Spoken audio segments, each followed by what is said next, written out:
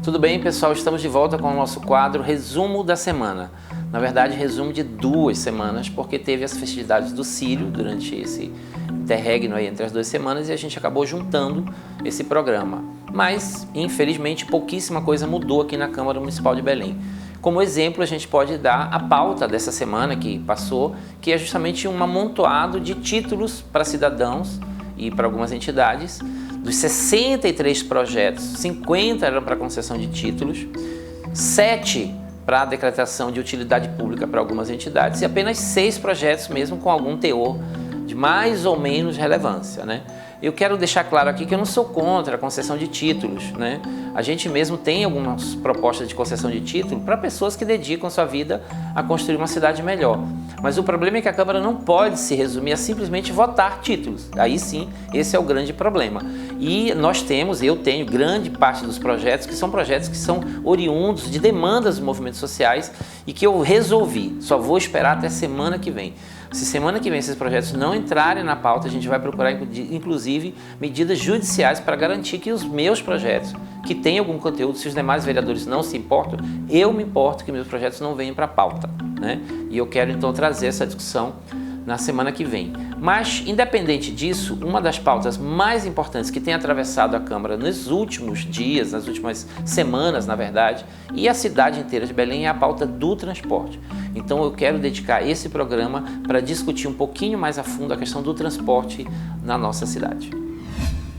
Essa é a pergunta que nós temos feito há mais de 6 semanas, quando a gente está fazendo a coleta de assinaturas para um abaixo-assinado que a gente quer entregar ao Ministério Público para exigir que o Ministério Público cobre da Prefeitura qualidade no transporte. Nós já temos mais de 5.000 assinaturas que vamos entregar ao Ministério Público numa audiência pública oficial da Câmara, dia 7 de novembro, a partir das 18 horas. Então se agende, leve a sua sugestão, leve a sua reclamação, leve a sua indignação, porque será aberta a participação da população. Nessa audiência nós queremos convidar a OAB, a UFPA, a CEMOB, o CETRANSBEL e, evidentemente, o Ministério Público, para que a gente possa entregar para essa entidade que vai cobrar da Prefeitura a qualidade no sistema de transporte. Preciso que você entenda que a população de Belém não aguenta mais andar em ônibus que pegam fogo, ônibus que quebram, ônibus que tem rato, ônibus que tem barata, ônibus que tem goteira, ônibus que estão com as cadeiras quebradas, com ônibus quente, sem ar-condicionado, mas o CETRANSBEL, que é o gerenciador do sistema de transporte em Belém, resolveu colocar agora um reconhecimento biométrico facial nos ônibus para evitar a fraude nas gratuidades. Tudo bem, ninguém está aqui defendendo fraude, mas será que essa é a prioridade no transporte com tão baixa qualidade? Será que isso não poderia ser feito posterior a gente ter ônibus com qualidade? Aliás, nós temos participado das diversas audiências que têm acontecido sobre o transporte e participamos da audiência pública que foi chamada pela Prefeitura para discutir a questão da licitação do BRT. Quero avisar para vocês que esse processo licitatório do BRT deve estar marcado para iniciar no ano que vem. Entregar a obra física do BRT não é entregar o BRT. Tá? Isso precisa estar muito claro, porque o BRT é muito mais do que uma obra física. O BRT é um sistema de transporte que muito possivelmente não vai estar de fato integrado e integralizado durante o governo do Zenaldo. Mas é importante que a gente possa fazer sugestões. Está aberto no site da CEMOB um período de sugestões sobre a licitação do BRT. Eu fiz umas 6 ou 7 perguntas nessa audiência, fiz algumas sugestões, como por exemplo colocar o Transbike nos ônibus do BRT para que permita que o ciclista possa fazer uma parte do trajeto no BRT com a sua bicicleta seguramente colocada no ônibus e depois prosseguir no circuito de bicicleta. As outras perguntas que eu fiz, algumas delas relativas, por exemplo, à questão do ar-condicionado no ônibus, não foram respondidas.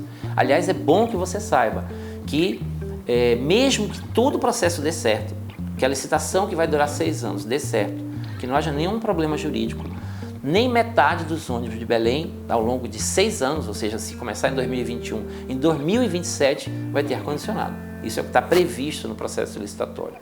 Então, a qualidade no transporte de Belém é muito ruim. Aliás, nós discutimos isso numa sessão que a gente fez aqui na Câmara para discutir o Dia Mundial Sem Carro, dia 22 de setembro.